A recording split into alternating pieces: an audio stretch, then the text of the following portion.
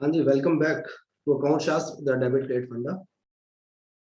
कल वाले लेक्चर में मैंने आप लोगों को rules applicable in the absence of partnership deed के बारे में बताया था। याद होगा शायद आपको, ऐसे कुछ रूल्स थे। तो rules applicable in the absence of partnership deed: profit sharing ratio equally, partner को सैलरी नहीं मिलेगा, पार्टनर को कमीशन नहीं मिलने वाला, इंटरेस्ट ऑन कैपिटल नहीं मिलेगा पार्टनर को, इंटरेस्ट ऑन ड्राइंग, अगर किसी पार्टनर ने ड्राइंग की है तो उससे इंटरेस्ट ऑन ड्राइंग चार्ज नहीं किया जाएगा। और मोस्ट इंपॉर्टेंट था आपका, अगर किसी पार्टनर ने फर्म को लोन प्रोवाइड किया है तो उसे उस लोन के ऊपर 6% पर एनम की रेट से क्या मिलेगा, इंटरेस्ट ऑन लोन मिलेगा। कब? In the absence of partnership deed. ठीक है, ये ऑलरेडी हो चुका हमारा।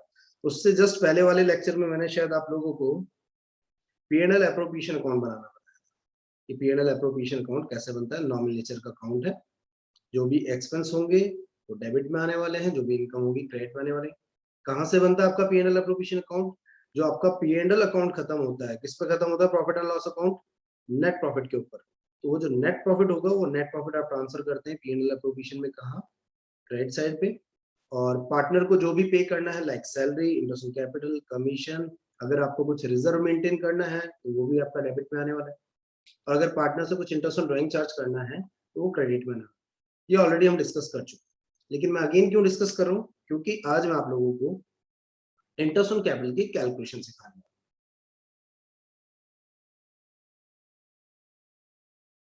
चलिए तो स्टार्ट करते हैं इंटरेस्ट ऑन कैपिटल।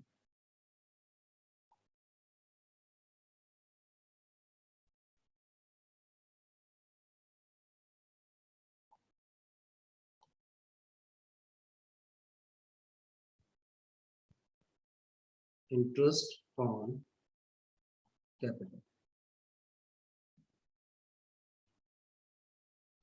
अब हो सकता है कई बार क्वेश्चन में इंटरेस्ट ऑन कैपिटल की कैलकुलेशन बहुत इजी हो। सपोज करते हैं तो पार्टनर है ए एंड बी, कुछ रेशियो है, सपोज करते हैं 3:2।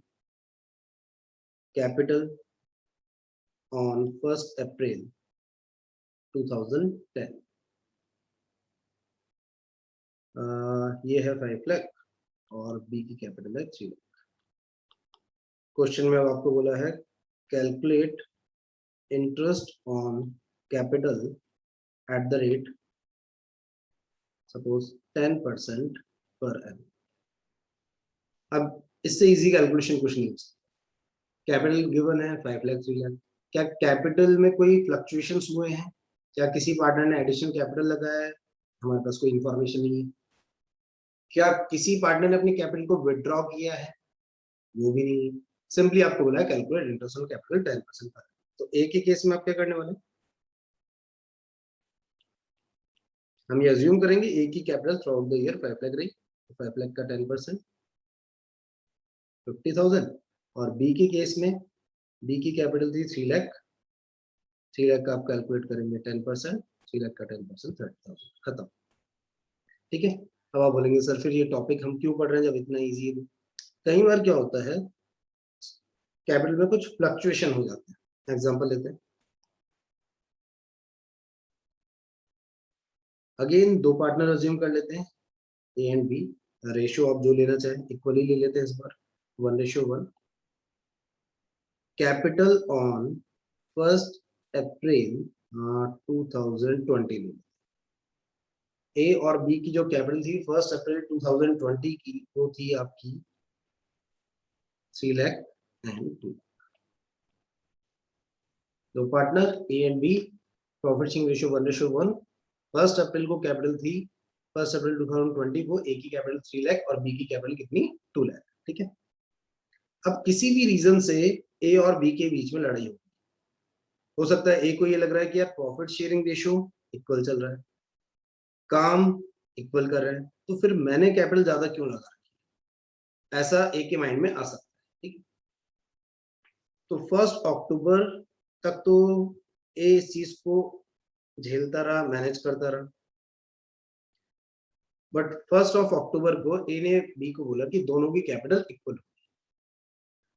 अब इक्वल करने के लिए क्या ऑप्शन है? या तो बी बिजनेस में 1 लाख रुपीज इंट्रोड्यूस कर दे, बट बी ने बोला भाई मेरे पास अभी फिलहाल जो है 50,000 रुपीज ही है, मैं बिजनेस में भी 50,000 रुपीज ही लगा सकता हूँ। तो बी की कैपिटल बढ़कर कितनी हो गई? 2,50,000।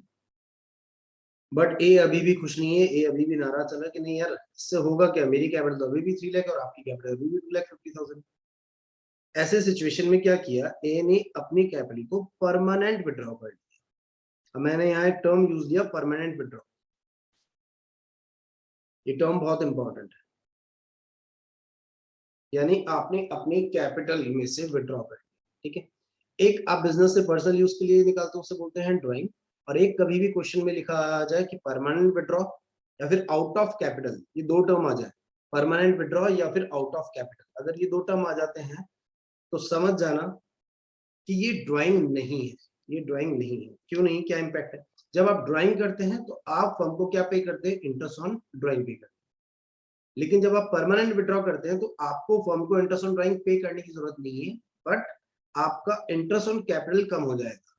पहले कैपिटल 3 लाख थी, आपको पहले 3 लाख पे मिलेगा, और बाद में आपकी कैपिटल 50,000 रिड्यूस हो गई तो आपको इंटरेस्ट ऑन कैपिटल 2,50,000 पे मिलेगा।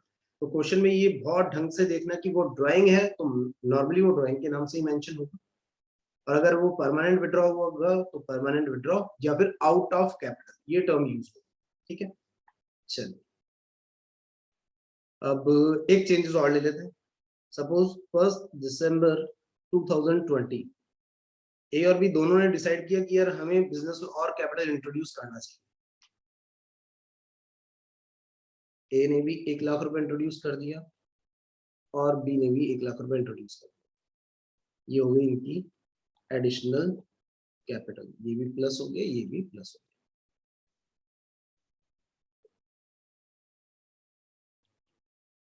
कैपिटल 3,50,000 ए की भी और बी की भी कैपिटल 3,50,000।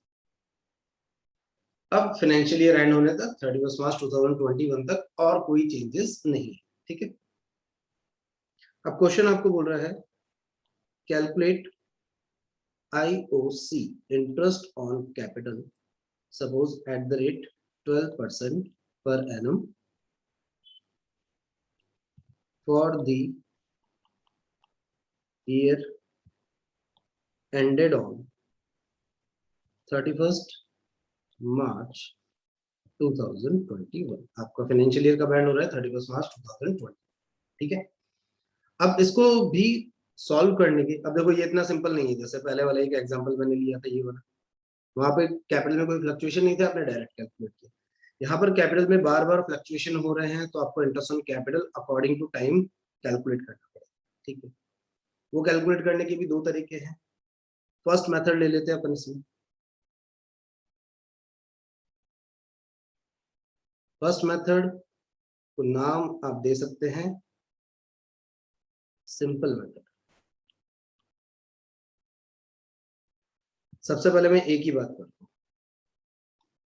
ए का 1 अप्रैल को बिजनेस में कैपिटल कितना था? 1 अप्रैल को ए का बिजनेस में कैपिटल था 3 लाख रुपीज। नेक्स्ट चेंज उसने कब किया? 1 अक्टूबर को। क्या चेंज किया? उसने 50,000 रुपीज परमानेंट विड्रॉ कर ली, अपनी कैपिटल को रिड्यूस कर। तो अब अगर मैं आपसे पूछूं कि उसकी कैपिटल जो 3 लाख थी वो कब से कब तक रही, तो आप बोलेंगे सर अप्रैल, मई, जून, जुलाई, अगस्त, सितंबर। अक्टूबर काउंट मत करना क्योंकि 1 अक्टूबर। हाँ, अगर 31 अक्टूबर होता तो हम एक महीना और काउंट करते। तो ए की कैपिटल अप्रैल से लेकर 30 सितंबर तक 3 लाख थी, तो आप 3 लाख के ऊपर कैलकुलेट करेंगे। कितना परसेंट बोला है क्वेश्चन ने? 12% बोला है। अगर सिर्फ इतना छोड़ देंगे तो ये पूरे साल का निकल जाएगा। क्या ए की कैपिटल पूरे साल भर 3 लाख रुपीज थी? बिल्कुल नहीं थी। कब से कब तक थी? 1 अप्रैल से 30 सितंबर तक, दैट मीन्स 6 मंथ। मैंने 12% इसलिए लिया, थोड़ा कैलकुलेशन इजी रहता है, बाकी परसेंटेज कुछ भी आ सकता है। 12 से ये 12 उड़ गए, 2 जीरो से ये 2 जीरो उड़ गए, 3,000 इंटू 6 करेंगे 18,000। 18,000 रुपए तो एक को एक ये मिलने वाला है। क्या इसके अलावा और कुछ मिलेगा? बिल्कुल मिलेगा। ऐसा तो नहीं है ना 30 सितंबर को आपके अकाउंट्स क्लोज हो रहे हैं, बिल्कुल नहीं हो रहे। अब उसकी कैपिटल में क्या चेंजेस आया? 50,000 रुपीज रिड्यूस हो गए। अब उसकी कैपिटल कितनी हो चुकी है? 2,50,000। तो आप कैलकुलेट करेंगे 2,50,000 के ऊपर कितना परसेंट? 12%। कितने महीने के लिए? हम रिमेनिंग 6 मंथ्स के लिए कैलकुलेट कर देते अगर कोई और चेंजेस नहीं होते तो, बट यहाँ तो 1 अक्टूबर के बाद 1 दिसंबर को फिर चेंजेस हो गया। तो 2,50,000 एक एक कब से कब तक लगे रहे? तो आप बात करेंगे अक्टूबर, नवंबर, क्या दिसंबर काउंट करें? तो दिसंबर काउंट मत कीजिएगा, अगेन 1 दिसंबर, तो 2 महीने। तो 2,50,000 पे 12% कैलकुलेट करेंगे हम 2 मंथ्स के लिए। ये 12 से 12 उड़ गया, 2 जीरो से 2 जीरो उड़ गया, 2500 को 2 से इंटू करेंगे, ये आ जाएगा आपका 5,000 रुपीज। इजी है शायद। क्या ए का इंटरेस्ट ऑन कैपिटल यहीं खत्म होता है? बिल्कुल नहीं। अब क्या चेंजेस हुए? उसने 1 दिसंबर को एडिशनल कैपिटल लगाई है, कितनी? 1 लाख, और उसकी कैपिटल बढ़कर कितनी हो चुकी है? 3,50,000। तो 3,50,000 पे आप कैलकुलेट करेंगे कितना परसेंट? 12%। कितने टाइम के लिए? कब से कब तक रहा? 1 दिसंबर से लेकर अब लास्ट क्या होगा? फाइनेंशियली कब एंड हो रहा है? 31 मार्च 2021। 1 दिसंबर से 31 मार्च 2021 तक कैलकुलेट कीजिए। तो दिसंबर, जैन, फेब, मार्च, 4 मंथ हो चुके। तो इंटू कर देंगे आप 4/12।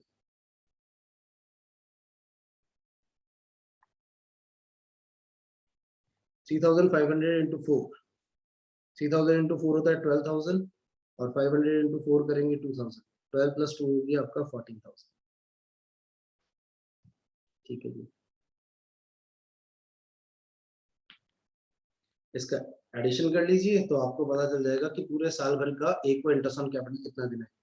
18 प्लस 5 होता है आपका 23, 23 प्लस 10 होता है 33, 33 प्लस 4 हो गया 37, 37,000। इजी, शायद समझ में आ गया होगा। ठीक है। ऐसे ही अगर मैं बी की बात करूं, अब थोड़ा सा स्पीडली लेते हैं। बी की कैपिटल पहले कितनी थी? 2 लाख।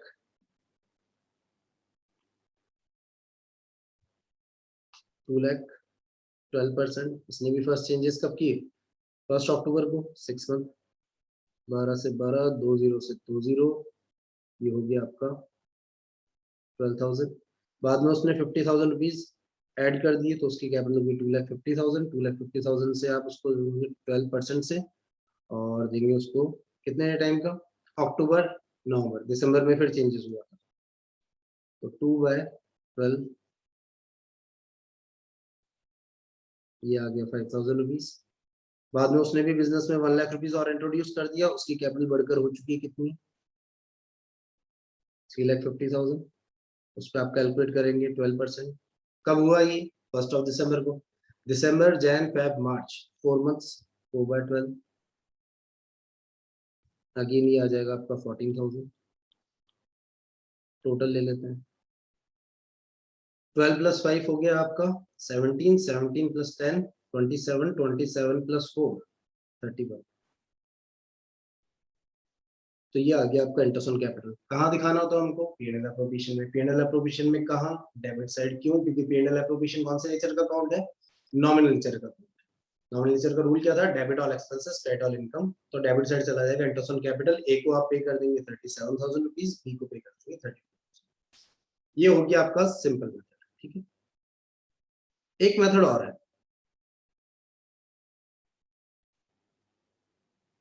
उसे हम नाम देते हैं प्रोडक्ट मेथड। लेकिन प्रोडक्ट मेथड समझाने के लिए मैं आपको एक चीज समझाता हूँ।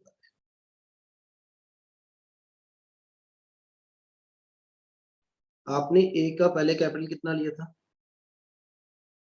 मैं अगर 3 लाख पे 12% 6 मंथ के लिए कैलकुलेट कर रहा था, जो कि हम ऑलरेडी कर चुके हैं, कितना आ रहा था? 18,000। यानी कि 3 लाख रुपए हमने 6 महीने के लिए अगर किसी को उधार दिए हैं, इंटरेस्ट पे दिए हैं 12% की से, तो हमारा इंटरेस्ट बनता है 18,000। अब यही 18,000 निकालने का दूसरा तरीका देखो। अगर मैं किसी को 3 लाख 6 मंथ के लिए देने के बदले 3 लाख को पहले 6 से इंटू कर, मंथ से इंटू कर, कितना हो गया 18 लाख। अगर मैं ये बोलूं कि मैंने किसी को 18 लाख रुपए दिए हैं 12% की रेट से, कितने टाइम के लिए 1 मंथ के लिए। यहाँ पर 3 लाख 6 महीने के लिए दिए थे, यहाँ पर आपने 18 लाख 1 मंथ के लिए दिया है। तो क्या आंसर में कुछ चेंजेस आ रहा है? वही आ रहा है 18,000 रुपीज। ठीक है, ऐसे ही बाद में उसकी कैपिटल कितनी हो गई थी 2,50,000। आपने कैसे कैलकुलेट किया था 2,50,000 पे आपने कैलकुलेट किया था 12% कितने मंथ्स के लिए 2 मंथ्स के लिए, वो आ गया था आपका कितना 5,000। अब अगर मैं ये बोलूं कि मैंने 2,50,000 नहीं दिए, 2,50,000 को पहले उसके रेस्पेक्टिव मंथ से इंटू कर दिया, 2,50,000 इंटू 2 हो गया कितना 5 लाख। तो 5 लाख पे 12% अगर मैंने किसी को 5 लाख 1 महीने के लिए दिया, तो क्या मेरा आंसर में कुछ डिफर होता है जी? अगेन कितना आता 5,000।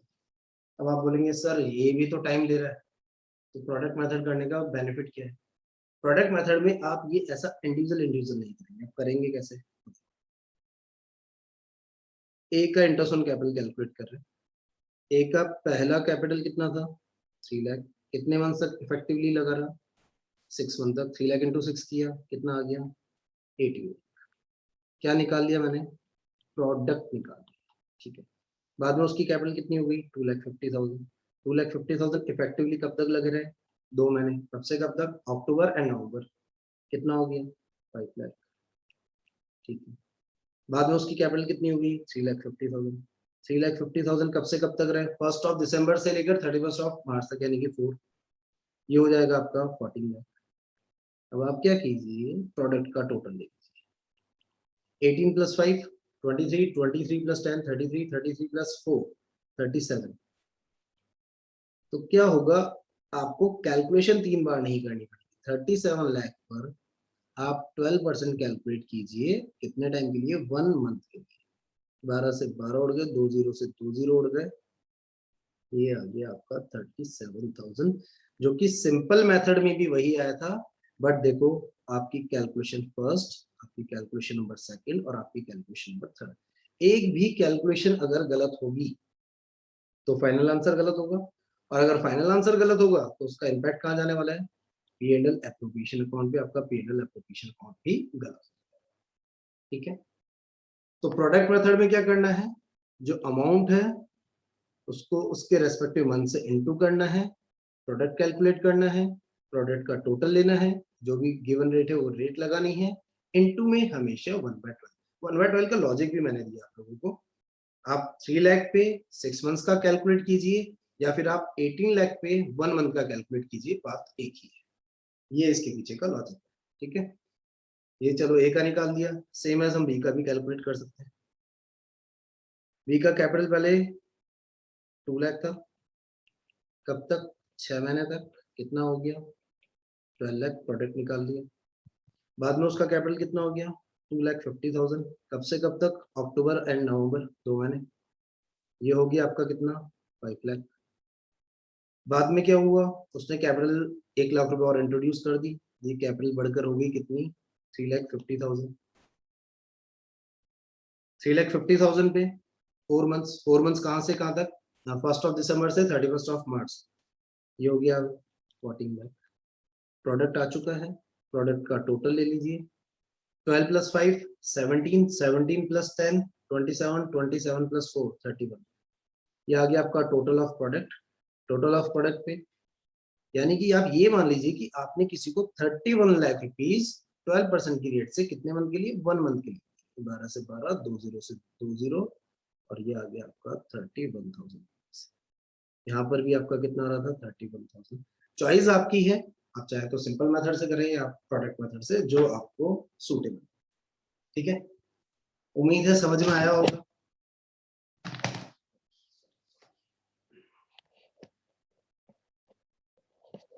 यहाँ तक का कंसेप्ट सारा क्लियर है सब आप लोगों को। अब अगेन प्रैक्टिस करनी है आप लोगों को। कोई भी डाउट है, कोई कंसेप्ट, जैसे आज ये मेरा तीसरा कंसेप्ट है, अगर आपको नहीं समझ में आया या कोई डाउट है या आपको और उसके ऊपर एक लेक्चर और चाहिए किसी भी पर्टिकुलर टॉपिक के ऊपर, आप कमेंट सेक्शन में बता सकते हैं, ठीक है? और अगर लेक्चर्स आपको पसंद आ रहे हैं, समझ में आ रहे हैं, तो देखो मोटिवेशन मेरे को तब मिलेगा जब इन लेक्चर्स के ऊपर लाइक्स बढ़े। तो मेरे को भी ऐसा लगेगा हाँ भाई आप लोगों को पसंद आ रहा है, तो मैं शायद और मोटिवेट होकर और अच्छे वीडियोस आप लोगों के लिए और टाइम निकाल पाऊँ। तो उसके लिए वीडियो को लाइक करें, शेयर करें, चैनल को सब्सक्राइब कीजिए, ठीक है? चलिए, आज के लिए काफ़ी है, नेक्स्ट कल मिलते हैं।